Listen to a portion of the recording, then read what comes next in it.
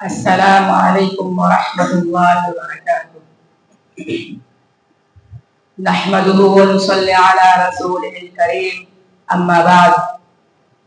جناب صدر، معزز اساتذہ کرام اور عزیز ساتھیوں، ہم اپنی جان کے دشمن کو اپنی جان کہتے ہیں، ہم اپنی جان کے دشمن کو اپنی جان کہتے ہیں، محبت کی اسی مٹی کو ہندوستان کہتے ہیں۔ سب سے پہلے آپ تمام کو میری طرف سے ملک ہندوستان کی آزادی بہت بہت مبارکباد۔ حضرات، یہ وہی آزادی کا دن ہے جس کو حاصل کرنے کے لیے ہمارے آبا و اجداد نے بہت سے مشکلات اور مسائل کا سامنا کیا۔ یہی وہ آزادی کا دن ہے جس کو حاصل کرنے کے لیے ہمارے آبا و اجداد نے بہت سے قربانیوں کو پیش کیا۔ یہی وہ آزادی کا دن ہے جس کو حاصل کرنے کے لیے مہاتما گاندھی نے خود سے دوچار کیا تھا۔ یہی وہ آزادی کا دن ہے جس کو حاصل کرنے کے لیے اشفاق اللہ نے پھانسی کے پھندے کو چوما۔ جب بھگت سنگھ کو پھانسی کے پھندے پر چڑھایا گیا تو بھگت سنگھ نے اپنی زبان سے یہ الفاظ نکالے تھے، اب بھی جس کا خون نہ کھولا وہ خون نہیں پانی ہے، اب بھی جس کا خون نہ کھولا وہ خون نہیں پانی ہے، جو دیش کے کام نہ آئے وہ بیکار جوانی ہے۔ ہندوستان کی تاریخ بول رہی ہے کہ ملک ہندوستان کو آزاد کرانے میں بہت سے لوگوں نے اپنا اہم رول ادا کیا۔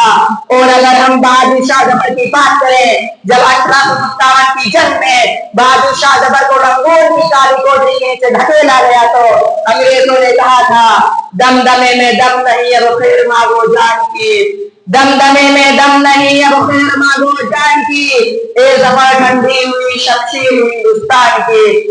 بہادر شاہ ظفر نے جو جواب دیا تھا وہ یہ تھا، غازیوں میں بو رہے گی جب تلک ایمان کی، غازیوں میں بو رہے گی جب تلک ایمان کی، تخت لندن تک چلے گی تیغ ہندوستان کی۔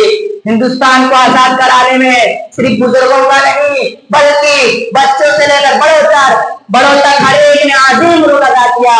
خودی رام بوس 17 سال کی عمر کی جان نچھاور کر رہا تھا، آج ہر طرف سے آپ کو مبارکبادی دی جا رہی ہے اور دیش بھکتی کا ثبوت دیا جا رہا ہے، لیکن حقیقت میں اصل دیش بھکتی وہ ہے جہاں پر ایک کسان تپتی ہوئی دھوپ کے نیچے پورے ملک ہندوستان کے لیے اناج پیدا کرتا ہے۔ اصل دیش بھکتی یہ ہے کہ جب سرکاری ملازمین رشوت دیے بغیر کام کو ذمہ داری سمجھتا ہے۔ اصل دیش بھکتی یہ ہے کہ ہمارے ملک میں رہنے والے ہندو مسلمان آپس میں مل جل کر دیش کے لیے پریم کا پرچار کریں۔ ہماری یہ خوش قسمتی ہے کہ ملک ہندوستان میں ہندو بھی پیدا ہوا، مسلمان بھی پیدا ہوا، سکھ بھی پیدا ہوا، لیکن سب سے بڑی بدقسمتی ہے کہ انسانیت پیدا نہیں ہوئی۔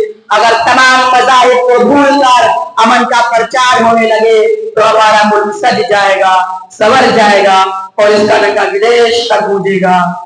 ایک دوسرے کا ہم بھی سمان کریں گے، ایک دوسرے کا ہم بھی سمان کریں گے، جھگڑا نہ کبھی ہندو مسلمان کریں گے۔